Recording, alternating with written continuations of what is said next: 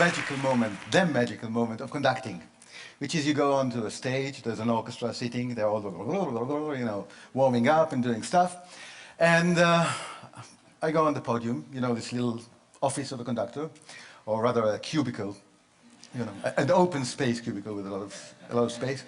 And in front of all that noise, you do a very small gesture, something like this, not very pomp, not very sophisticated, this. And suddenly, out of the chaos, order. Noise becomes music. And this is fantastic, and it's so tempting to think that it's all about me.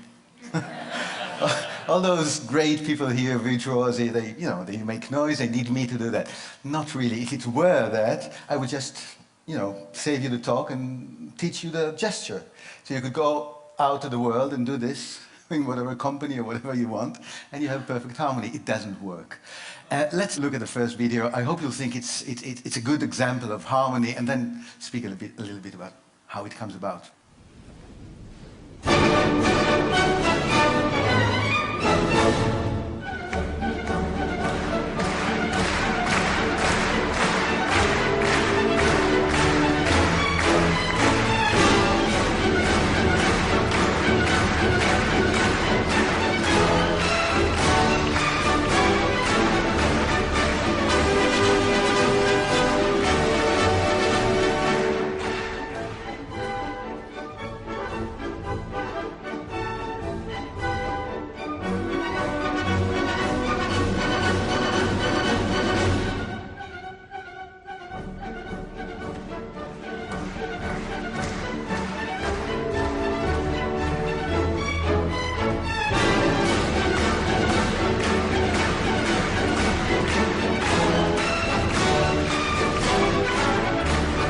Was that nice?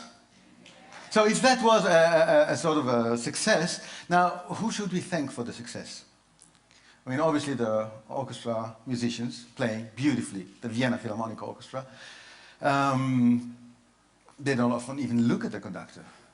And then you have the clapping audience, yeah, actually taking part in doing the music. You know, Viennese audiences usually don't interfere the music. Yeah? This is the closest to an oriental belly dancing feast that you ever get in Vienna. Yeah?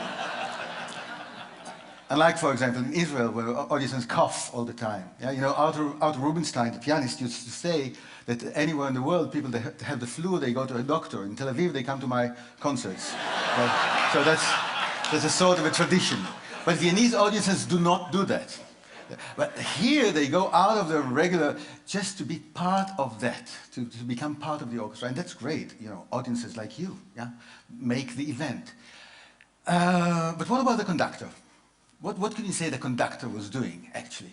Yeah, he was happy, and I often show this. You know, to senior management, people get annoyed.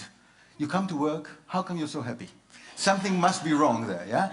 But he's spreading happiness. And I think the happiness, the important thing is this happiness does not come from only his own story and his joy of the music. The joy is about enabling other people's stories to be heard at the same time. You have the story of the orchestra as a professional body. You have the story of the audience as a community. Yeah? You have the stories of the individuals in the orchestra and in the audience. And then you have other stories, unseen. People who built this wonderful concert hall. Yeah? People who made those, Stradivarius, Amati, all those beautiful instruments. And all those stories are being heard at the same time. This is the true experience of a live concert. That's a reason to go out of home. Yeah?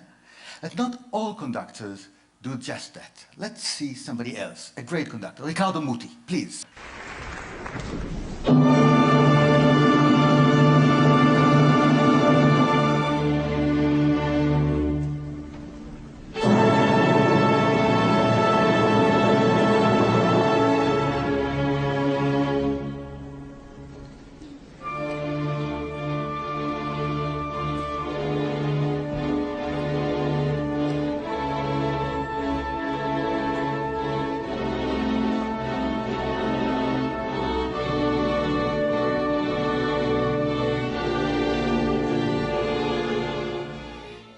Very short, but you could see it's a completely different figure, right?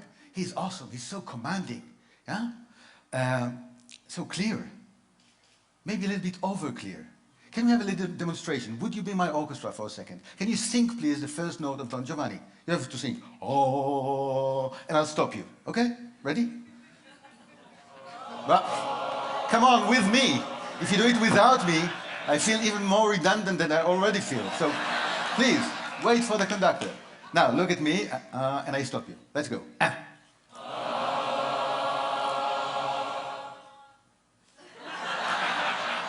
So we'll have a little chat later. But there's a vacancy for a...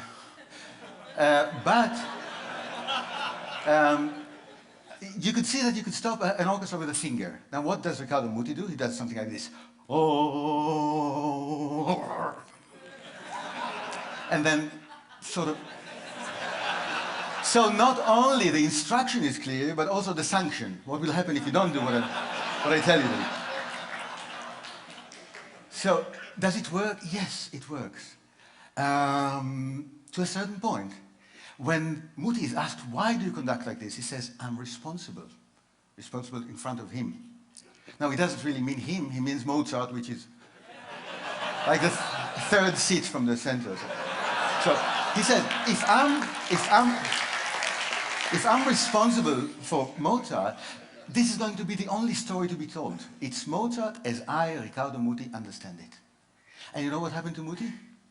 3 years ago, he got a letter signed by all 700 employees of La Scala, musical employees, I mean, the musicians, saying, you're a great conductor, we don't want to work with you, please resign. Why? Because you don't let us develop. You're using us as instruments, not as partners, and our joy of music, etc., etc. So he had to resign. Isn't that nice? No, he's a nice guy. He's a really nice guy. But, well, can you do it with less control or with a different kind of control? Let's look at the next conductor, Richard Strauss.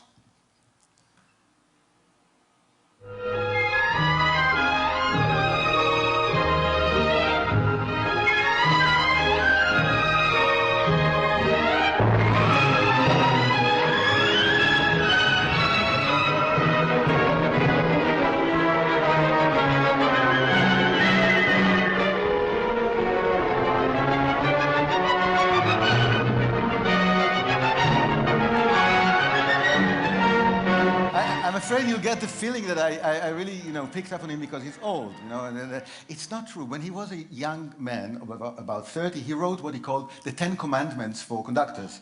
First one was, if you sweat by the end of the concert, it means that you must have done something wrong. That's the first one. The fourth one you like better. It says, never look at the trombones. It only encourages them.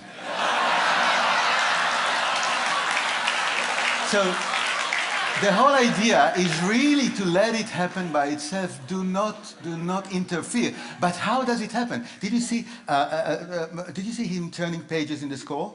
Now, either he's senile and doesn't remember his own music because he wrote the music, or he's actually transferring a very strong message to them saying, come on guys, you have to play by the book.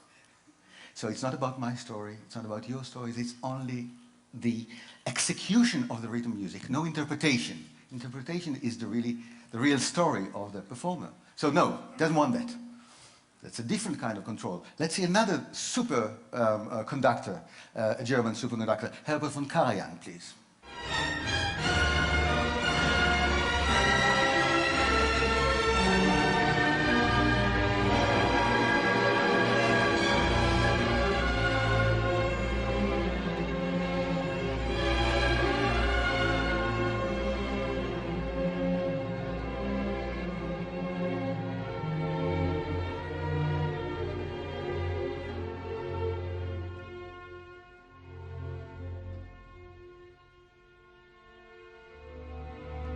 What's different?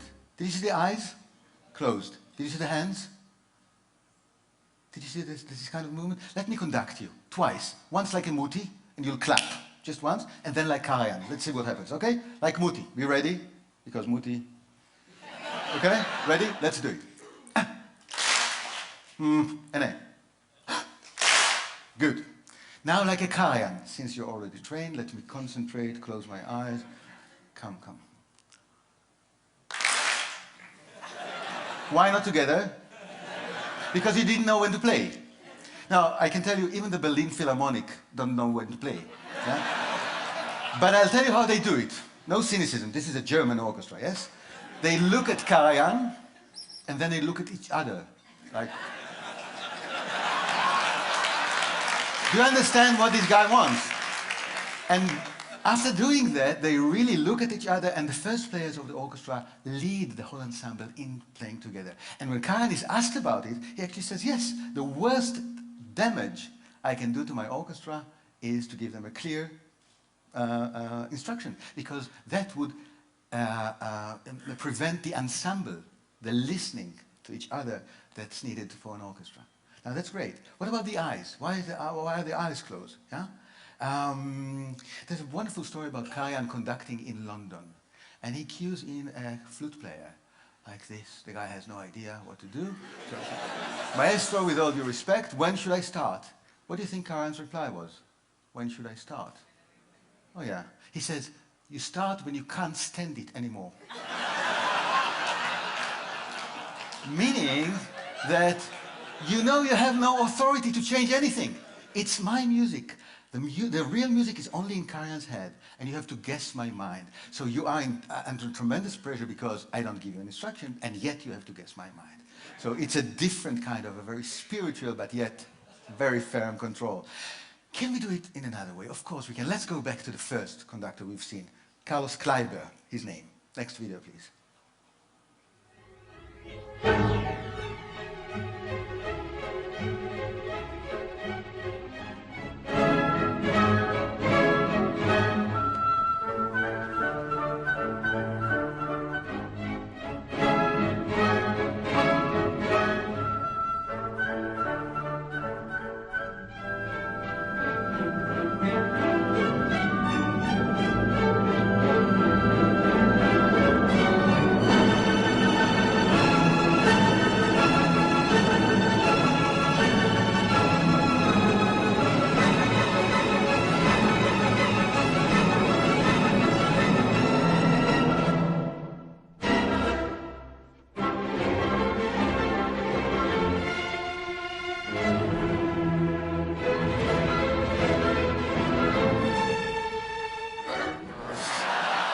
Yeah. Well, it is different, but isn't that controlling the same way? No, it's not, because he is not telling them what to do. When he does this, it's not take your Stradivarius and, like Jimi Hendrix, smash it on the floor. Yeah, it's not that. He says, this is the gesture of the music. I'm opening a space for you to put in another layer of interpretation. That is another story. But how does it really work together if it doesn't give them instructions? It's like being on a roller coaster. Yeah? You're not being given any instructions. But the forces of the process itself keep you in place. That's what he does. But the interesting thing is, of course, that the roller coaster does not really exist. It's not a physical thing. It's in the players' heads. And that's what makes them into partners. You have the plan in your head. You know what to do, even though Kleiber is not conducting you, but rather here and there and that. You know what to do, and you become a partner, building the roller coaster, yeah, with sound, as you actually take the ride. This is very exciting for those players. They do need to go to a sanatorium for 2 weeks later. It is very tiring, yeah? But it's the best music making like this. But of course, it's not only about motivation and giving them a lot of physical energy. You also have to be very professional. And look again at this Kleiber. Can we have the next video quickly to see what happens when there's a mistake? Again, you see the beautiful body language.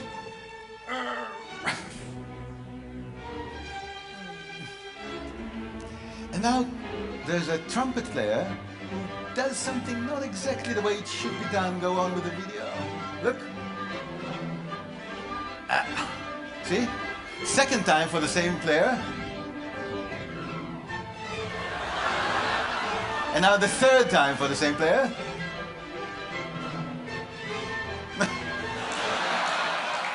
Wait for me after the concert. I have a short notice to give you.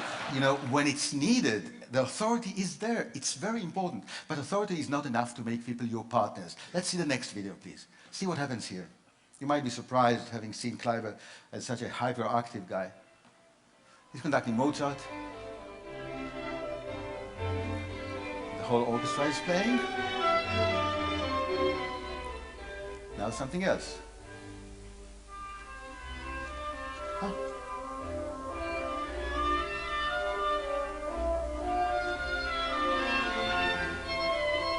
See? He is there 100%, but not commanding, not telling what to do, rather enjoying what the soloist is doing. Another solo now. See what you can pick up from this.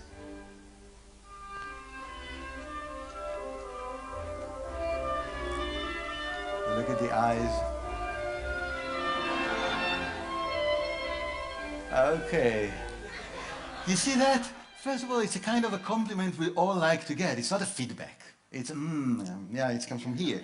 So that's a good thing. And the second thing, it's about actually being in control, but in a very special way.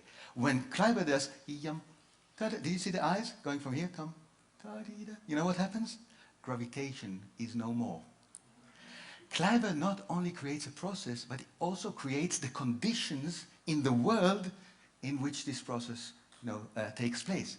So again, the oboe player is completely autonomous and therefore happy and proud of his work and creative and all that.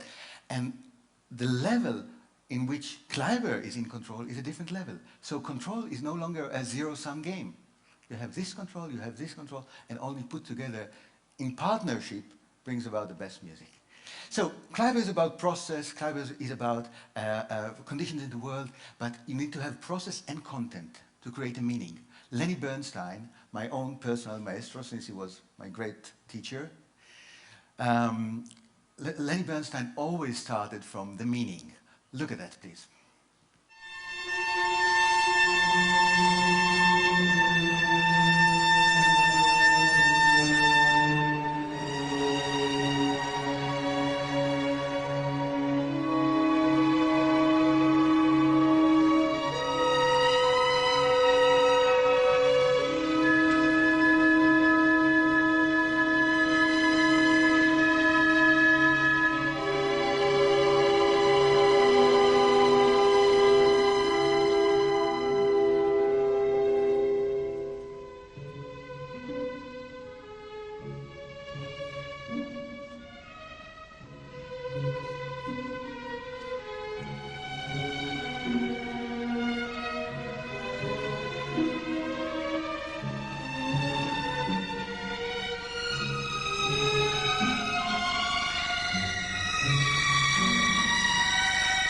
Remember the face of Muti at the beginning? Muti had a wonderful expression, but only one. Did you see Lenny's face? You know why? Because the meaning of the music is pain. And you were playing a painful sound and you look at Lenny and he's suffering, but not in a way that you want to stop. He's suffering like, enjoying himself in a Jewish way, as they say. Yeah? No, he's suffering. But you can see the music on his face. You can see the baton left his hand, no more baton. Now it's about you, the player, telling the story.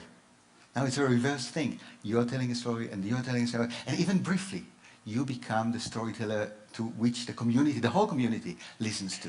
And Bernstein enables that. Isn't that wonderful? Now, if you're doing all the things we talked about together, and maybe some others, you can get to this wonderful point of doing without doing. And for the last video, I think this is simply the best title. My friend Peter says, if you love something, give it away. So, please.